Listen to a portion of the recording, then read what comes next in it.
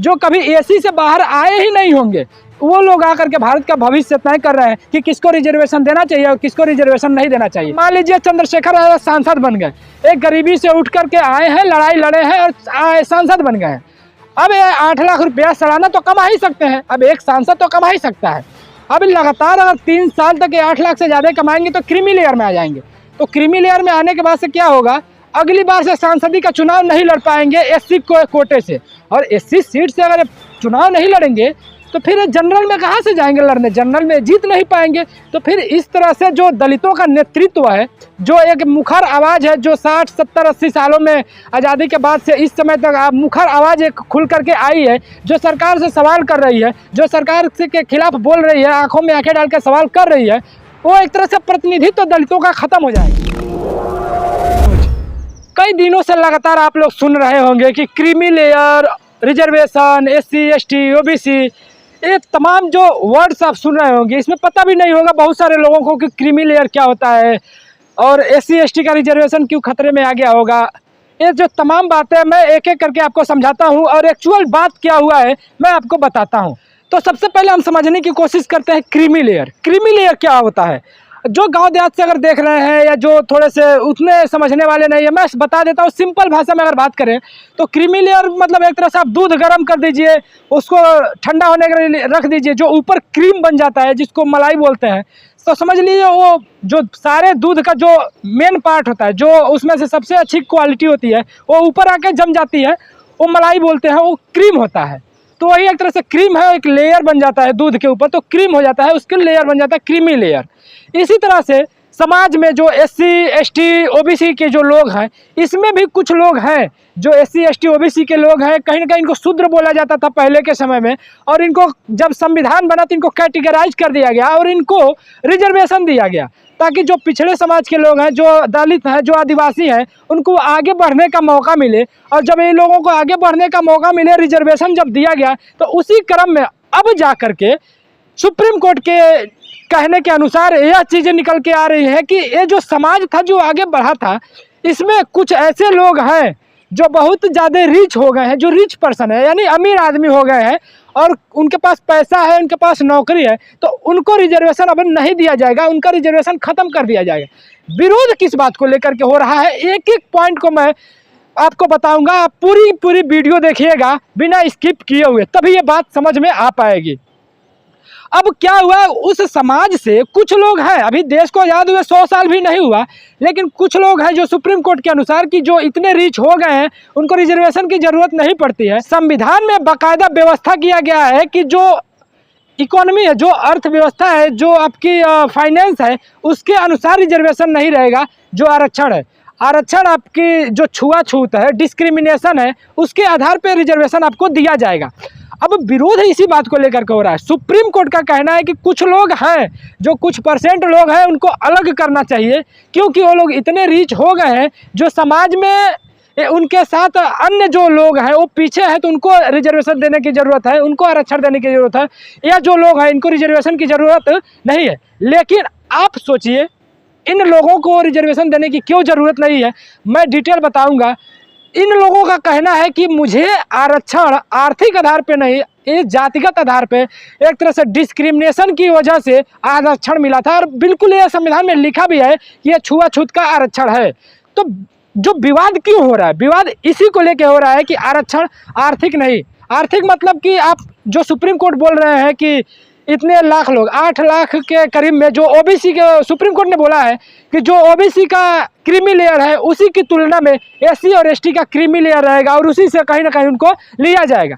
तो ओबीसी का 8 लाख है, और 8 लाख जो कमा रहा है प्रति वर्ष, जो सालाना 8 लाख कमा रहा है, वो क्रीमी लेयर से ऊपर आ जाएगा।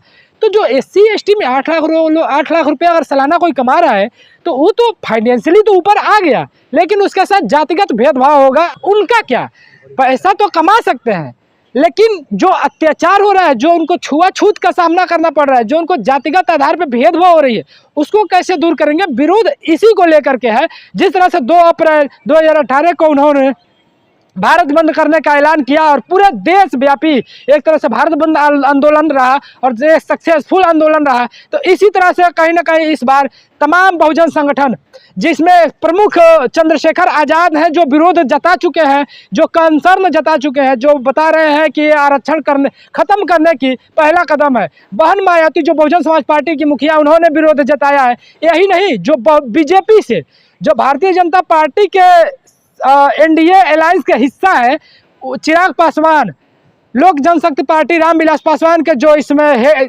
करता धरता है, चिराग पासवान ने भी अपना विरोध दर्ज कराया है। बिहार के तेजस्वी यादव ने भी दर्ज कराया है अपना विरोध। तमाम लोगों का कहना है कि कहीं ना कहीं एक तरह से दलितों का, शोषितों का, वंचितों का आरक्षण खत्म करने का पहला कदम है। अब मैं बता रहा हूँ ये विरोध कर क्यों रहे हैं और आरक्षण खत्म करने के पहला कदम क्यों बता रहे हैं। क्योंकि अब मान लीजिए चंद्रशेखर सांसद बन गए, एक गरीबी से उठ करके आए हैं, लड़ाई लड़े हैं और सांसद बन गए हैं।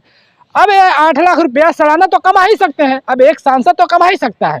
अब लगातार अगर 3 साल तक 8 लाख से ज़्यादा कमाएंगे तो क्रीमी लेयर में आ जाएंगे। तो क्रीमी लेयर में आने के बाद से क्या होगा, अगली बार से सांसदी का चुनाव नहीं लड़ पाएंगे एससी कोटे से, और एससी सीट से अगर चुनाव नहीं लड़ेंगे तो फिर जनरल में कहाँ से जाएंगे लड़ने, जनरल में जीत नहीं पाएंगे। तो फिर इस तरह से जो दलितों का नेतृत्व है, जो एक मुखर आवाज़ है, जो 60, 70, 80 सालों में आज़ादी के बाद से इस समय तक मुखर आवाज़ एक खुल करके आई है, जो सरकार से सवाल कर रही है, जो सरकार के खिलाफ बोल रही है, आंखों में आंखें डाल कर सवाल कर रही है, वो एक तरह से प्रतिनिधित्व दलितों का खत्म हो जाएगा। कोई भी लोग हो, उनका दलितों का प्रतिनिधित्व एक तरह से खत्म हो जाएगा और पार्लियामेंट में फिर वही गरीब दबे कुचले जो जाएंगे, जो बिल्कुल निचले तबके के लोग हैं, वो जो सरकार से खुल करके बात नहीं कर पाएंगे, खुल करके आवाज़ नहीं रख पाएंगे, वो लोग जाएंगे और वो अच्छे से प्रतिनिधित्व नहीं कर पाएंगे। और जो एक बार आप समझिए, एक बार अगर कोई ग्रुप बी लेवल की नौकरी कर लिया, चाहे कोई ए लेवल की नौकरी कर लिया, उसका भी रिजर्वेशन एक पीढ़ी के बाद खत्म हो जाए। 3 साल तक अगर 8 लाख रुपया सालाना कमा रहा है, उसके बाद उसको क्रीमी लेयर में डाल देंगे, उसको रिजर्वेशन नहीं दिया जाएगा। तो कहीं ना कहीं एक तरह से देश के लिए खतरा तो है। जो SC ST के लोग हैं उनको क्रीमी लेयर, मैं उम्मीद करता हूं कि क्रीमी लेयर समझ में आ गया होगा कि ये वो लोग हैं जो आपके समाज में, जो कभी इस गांव से उस गांव से, उस जिले से उस जिले से, पूरे देश भर से जो एक तबका बना हुआ है SC ST का, जो पढ़े लिखों का एक तबका बना हुआ है, जो लड़ाई लड़ता है। अब दिल्ली में गांव के लोग तो आते नहीं है लड़ाई लड़ने, राजनीतिक लड़ाई, तो एक तबका तो है जो आपकी लड़ाई, हर एक लड़ाई को लड़ता है। अब उसको रिजर्वेशन ये लोग नहीं देंगे तो होगा क्या, वे लोग आपकी लड़ाई लड़ना बंद कर देंगे, फिर ये अपने मनमाने ढंग से उसमें बदलाव करेंगे। और जो गांव के लोग हैं उनको पता नहीं चलेगा, तो फिर कहीं ना कहीं आपका रिजर्वेशन खत्म होगा। और वैसे भी हम रिजर्वेशन में देख रहे हैं NFS ला करके, और जिस तरह से एडहॉक के सिस्टम ला करके भर्तियों को ख़त्म किया जा रहा है, सरकारी नौकरियों को ख़त्म किया जा रहा है, तो कहीं ना कहीं उधर एक कदम हो चुका है पहले से। ये मैं बोलूँगा कि दूसरा कदम है, बट नेताओं का मानना है कि पहला कदम है। आप लोग क्या सोचते हैं, क्या ये रिजर्वेशन खत्म करने का पहला कदम है, या सरकार जो सुप्रीम कोर्ट ने ये फैसला दिया है ये सही कदम है? अच्छा, मैं सुप्रीम कोर्ट के ऊपर भी बात कर लेता हूं। जो सुप्रीम कोर्ट के जज हैं, ये जो रिजर्वेशन की बात कर रहे हैं कि रिजर्वेशन एक पीढ़ी से दूसरी पीढ़ी में नहीं देना चाहिए, जो मित्तल साहब हैं, मित्तल साहब जो है उन्होंने बोला कि एक पीढ़ी से दूसरी पीढ़ी में रिजर्वेशन नहीं देना चाहिए। उनको, उनके बारे में मैं बता देना चाहता हूँ। ये मित्तल साहब है, इनके पापा खुद ही जज रहे हैं और एक कोलोजियम सिस्टम के आधार पर जज बने हुए हैं। इनके पापा जज हैं, इनके ताऊ यानी कि चचा वकील रहे हैं, इनके दादा भी वकील रहे हैं। ये लोग सोचिए खानदानी किस तरह से वकील और जज, वकालत और जज एक तरह जुडिशरी सिस्टम में घुसे हुए हैं और एक दूसरे को बोल रहे हैं कि एक पीढ़ी से ज़्यादा रिजर्वेशन नहीं मिलना चाहिए। और जजों की जा करके, मैं नहीं अभी चेक करूंगा, आप लोग खुद जा करके चेक करिए कि जजों में कितने लोग, जो खासकर उसमें सवर्ण समाज के ही लोग हैं, लेकिन सवर्ण में भी एक विशेष वर्ग है, एक विशेष तबका है। सवर्ण में ठाकुर भी आते हैं, ब्राह्मण भी आते हैं, लेकिन एक बेला त्रिवेदी है, त्रिपाठी है, तमाम प्रकार की जो ब्राह्मण समाज के लोग हैं उसमें उनका दबदबा है।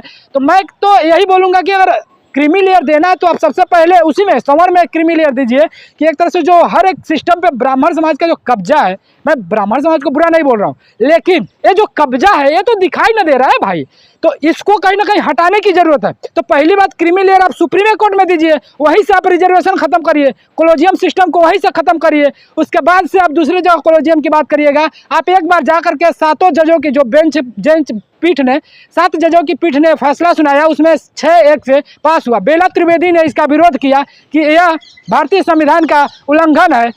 बाकी 6 लोगों ने इसके फेवर में वोट समर्थन दिया और 6-1 से पास हो गया। सुप्रीम कोर्ट ने कहीं ना कहीं इसको अनुमति दे दी।